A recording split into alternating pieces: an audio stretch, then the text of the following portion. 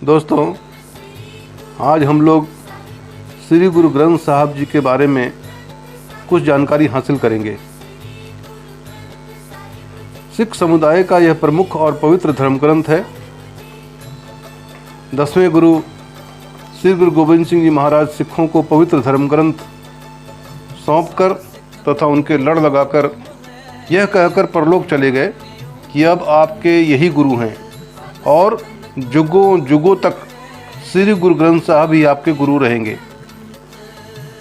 इनका संपादन सिखों के 5वें गुरु श्री गुरु अर्जन देव जी ने किया, जिसे बाद में 10वें गुरु श्री गुरु गोविंद सिंह जी महाराज ने दमदमा साहब पंजाब में सिखों के 9वें गुरु श्री गुरु तेग बहादुर जी के 116 शब्द जोड़कर इसको संपूर्ण किया। इसमें कुल 1430 पृष्ठ हैं जिन्हें अंक कहा जाता है।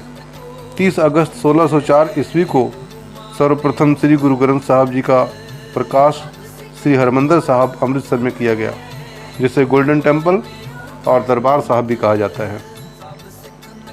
गुरु ग्रंथ साहब जी में मात्र सिख गुरुओं के ही उपदेश नहीं हैं, बल्कि 30 अन्य अलग धर्म के संतों तथा मुस्लिम पीर फकीरों और भक्तों की वाणी भी सम्मिलित है।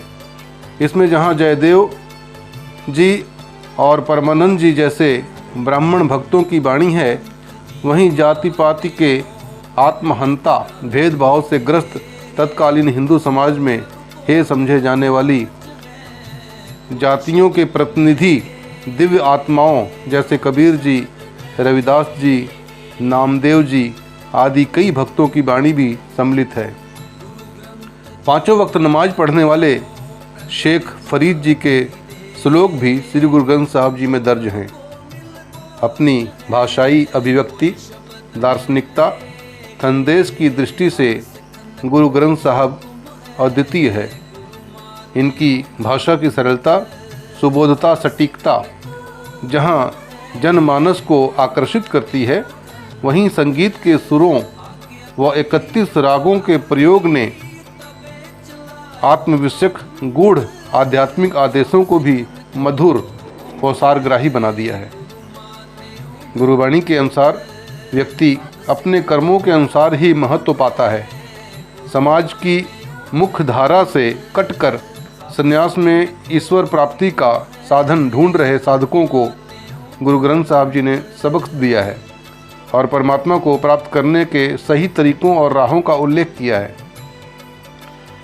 गुरु ग्रंथ साहब के आत्मनिरीक्षण और ध्यान के महत्व को स्वीकार किया गया है, परंतु साधना के नाम पर परित्याग, अकर्मण्यता, निश्चेष्टता का गुरबाणी विरोध करती है।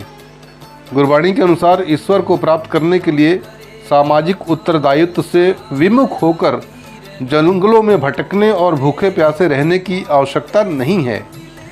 ईश्वर हमारे हृदय में है, सिर्फ उन्हें अनुभव करने की आवश्यकता है।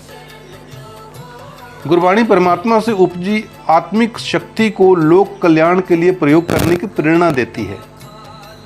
गुरबाणी किसी भी तरह के ढोंग और पाखंड का तीव्र विरोध करती है। परमात्मा का नाम जपने, ईमानदारी और मेहनत से कमाए धन को वंड छकने अर्थात बांटकर खाने की सीख तथा मधुर व्यवहार और नीच से नीच के लिए भी मधुर शब्दों के प्रयोग द्वारा हर हृदय को जीतने की सीख गुरबाणी देती है। श्री गुरु ग्रंथ साहब में लिखा है, सो क्यों मंदा आखिए जिन जम्मे राजान, अर्थात उस नारी को भी कैसे बुरा कह सकते हैं जिसने बड़े से बड़े राजाओं को जन्म दिया है। नारी जाति को भी यहाँ समान दर्जा दिया गया है। अखंड पाठ, साप्ताहिक पाठ तथा साधारण पाठ के रूप में अलग अलग पाठ किया जाता है। बालकों के नामकरण, उन्हें दीक्षा के समय, वैवाहिक मांगलिक कार्यक्रम तथा शव संस्कार के समय अलग अलग पाठ किया जाता है। प्रातःकाल, संध्या काल और शयन वेला पर अलग अलग पाठ सुनिश्चित हैं। इसमें कोई संदेह नहीं है कि श्री गुरु ग्रंथ साहब द्वारा सिखों का पूरा धार्मिक जीवन प्रभावित है। इससे श्री गुरु गोविंद सिंह जी का एक संग्रह ग्रंथ 10वें ग्रंथ के नाम से भी प्रसिद्ध है, जो श्री गुरु ग्रंथ साहब जी में दर्ज नहीं है, उससे अलग है, पृथक है और सर्वथा भिन्न है। श्री गुरु ग्रंथ साहब गुरुमुखी लिपि में लिखित है, परंतु इसमें ब्रज भाषा, खड़ी बोली, संस्कृत, सिंधी और फारसी आदि भाषाओं का प्रमुख समावेश है। गुरबाणी में हरि शब्द का प्रयोग 8344 बार हुआ है। राम शब्द 2533 बार आता है। प्रभु शब्द 1371 बार, गोविंद 473 बार, गोपाल 421 बार, करतार 220 बार, नारायण 85 बार, अल्लाह 49 बार, वाहेगुरु 16 बार और खुदा 12 बार दर्ज है। 3 नवंबर 1708 ईस्वी को महाराष्ट्र की पवित्र धरती नांदेड़ साहब में श्री गुरु ग्रंथ साहब, श्री गुरु गोविंद सिंह जी महाराज ने श्री गुरु ग्रंथ साहब को माथा टेका और सिखों को संदेश दिया कि आज के बाद श्री गुरु ग्रंथ साहब ही आपके गुरु होंगे। अब कोई भी देहधारी गुरु पैदा नहीं होगा और ये श्री गुरु ग्रंथ साहब जी जुगों जुगों तक आपके साथ रहेंगे, अटल रहेंगे। गुरु ग्रंथ साहब को प्रकट गुरु के समान मानना है। उन्होंने कहा, आपको ज़िंदगी में जो कुछ भी चाहिए आप गुरबाणी से उसे ढूंढ सकते हैं। आप यदि प्रभु को मिलना चाहें तो उन्हें भी गुरबाणी से ढूंढा जा सकता है। गुरु ग्रंथ साहब समुद्र के समान अपार है, जिसमें आपके हर सवाल का जवाब है और ज़िंदगी जीने का बेहतर तरीका सुझाया गया है। गुरु ग्रंथ साहब को ज्वलंत ज्योत और प्रगट गुरु के रूप में माना जाता है। गुरु गोविंद सिंह जी परलोक गमन के पहले कुछ संदेश दे गए, जो इस प्रकार है।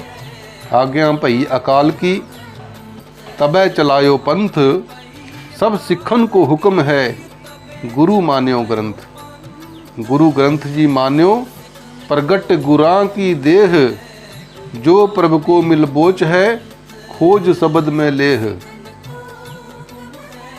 इसलिए गुरु ग्रंथ साहब के आगे, क्योंकि सारे धर्मों का सार गुरु ग्रंथ साहब में समाहित है, इसलिए गुरु ग्रंथ साहब के आगे माथा टेकने का मतलब ही है कि सभी धर्मों का आप सम्मान करते हैं।